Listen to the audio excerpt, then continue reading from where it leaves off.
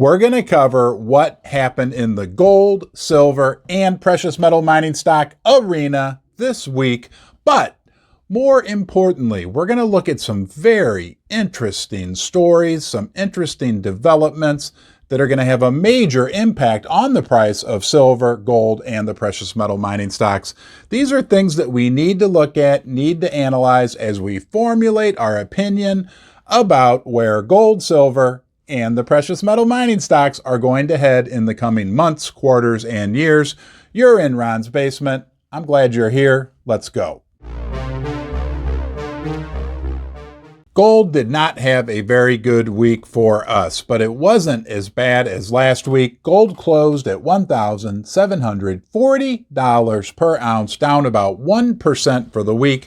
And hey, it's still not that far away from its all-time high. Things could change for gold. We're going to talk about that more later in the video, but next, let's move on to silver. Silver closed the week at $18.77, not 76, 18.77, lucky 7, down about also 1% for the week.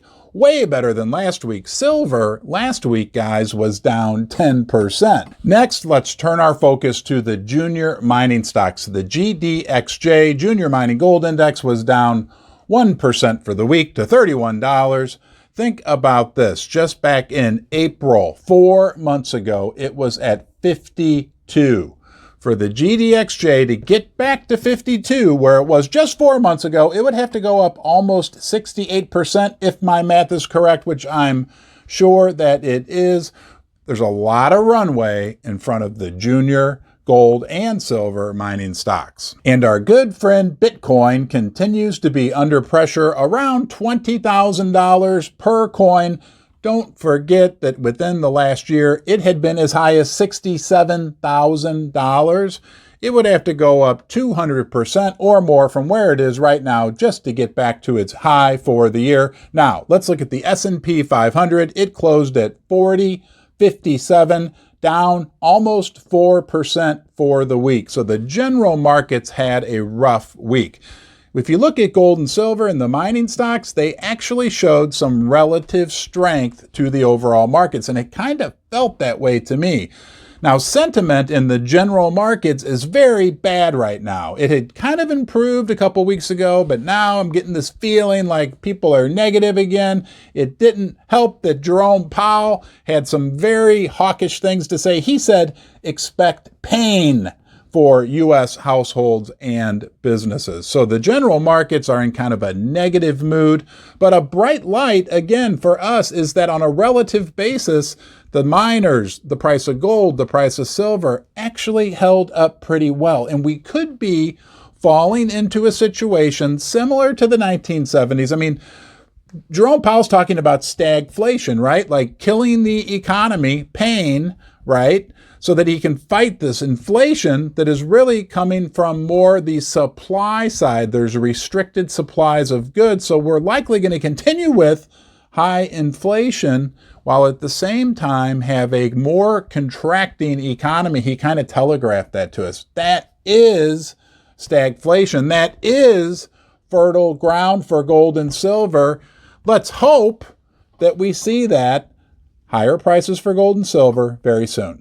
The economy may stagnate, but when you make the decision to come to Ron's basement, you won't stagnate. What you'll find here is some camaraderie, a warm welcome. I appreciate your time. I honor the fact that you decided to join me here. If you enjoy my content, please subscribe, give the video a thumbs up, turn on the bell notifications, leave a comment so we can learn from you. And don't forget, you can share this video with anyone you like. Now let's take a look at the US dollar. It's at historic highs. It was up again this week about 1% to 109. That is hurting the metals. The dollar is at a historically high level, okay? It can't stay there. It can't continue to go higher without causing major ramifications in the world economy. So we'll see how that plays out, but It's hard to see the US dollar continuing on the trajectory that it's been on for the last year. It's up like 20% in the last year. That is incredible. Now let's circle back to gold, and this applies to silver as well.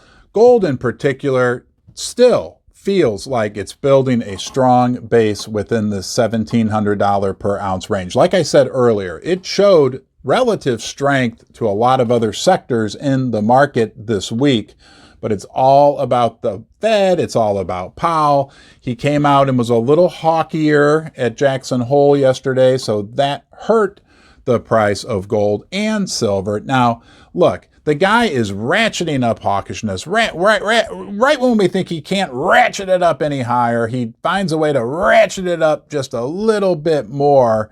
But with the economy, all the weakness that's coming out in the economy, at some point after the more you push a tree over, the faster and harder it snaps back. And that's what's going to happen with the monetary policy from the Fed. Look, they're talking all hawkish, but don't forget, okay, these are the same people that a year and a half ago were telling us, proclaiming that inflation was just transitory and, we don't have to worry about inflation. I mean, these guys really don't know anything more about what they're talking about than you and I know what we are talking about. At least we know that we can look at what they've said in the past and prove that they're oftentimes, very oftentimes wrong. And look, we had a very similar environment in the 1970s and early 80s in this country, stagflation, and the price of gold did very, very well in the face of a slowing economy with persistent inflation, and that can happen again. Now, something that's different now is that we also have this major geopolitical divide going on in the world between the East and the West.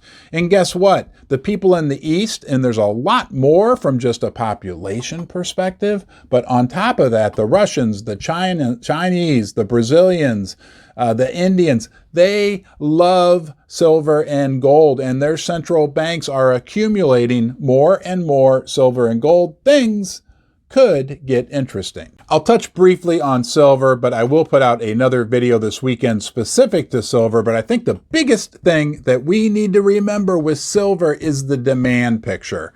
And just one of those components, India, importing almost 260 million ounces this year, shows there is robust demand for silver. We're going to wrap up with the world geopolitical turmoil that's going on, but first I want to touch on the economy and how great things are. Here in the United States of America, real estate crashing. Employment will crash in 2 or 3 months. Remember, employment numbers are a big, big lagging indicator, 3 to 6 months down the road. Discount retailers, the dollar store or the $1.25 store, $1.50 store, whatever we want to call it, they are now reporting a drastic slowdown in business. That's the lowest end of the food chain, guys. When it's gotten bad for them, that tells you things are really, really slowing down. 40% of small businesses can't pay their rent here in the United States. And finally, 1 in 6 U.S. households cannot pay their utility bills. Oh, I forgot to mention, consumer credit card debt, still at an all-time high. So things aren't looking super rosy here in the U.S. economy. Eventually, that will feed through to the Fed for a need for looser monetary policy, which, as we know, is good for the price of silver and gold. Now, geopolitically, the world is splintering. That's a major impact on the price of silver and gold. Geopolitics, right? Geopolitical turmoil. The Ukraine war continues. The U.S. continues to fund Ukraine, basically be in the war without actually being in the war. The divide between the West and the East continues to grow. At minimum, certainly not improve. On top of that, we have the Chinese economy that is in big, big trouble. I could make a whole 3-hour video about that, but the Chinese economy is not looking good. They've gone to the extreme measure of lowering interest rates while the rest of the world is raising interest rates. Things don't look good in China. And finally, for our friends in Europe, they are dealing with super high inflation, 15-20%. And on top of that, a big energy crisis. Energy prices have tripled, quadrupled, gone up 10 times, whether you're looking at electricity, fuel, other things. There's a big energy crisis unfolding in Europe, and winter is coming. We hope for the best for our friends in Europe. Hey guys, that's all I have for you today. I think we covered it all, right? The big picture, what happened last week? What's going to happen if we look at all these factors involved? It sure feels like there's a lot of uncertainty out there, right? And there's also, from an economic perspective, a lot of problems out there that are only eventually going to provide supportive factors for the price of silver and gold. Hey, silver and gold have been valuable for thousands and thousands of years. They've seen this show before and they've survived, and they will survive this time. Thank you for joining me. You are always welcome here in Ron's Basement. I hope you come back, and until next time, you, yes you, be well.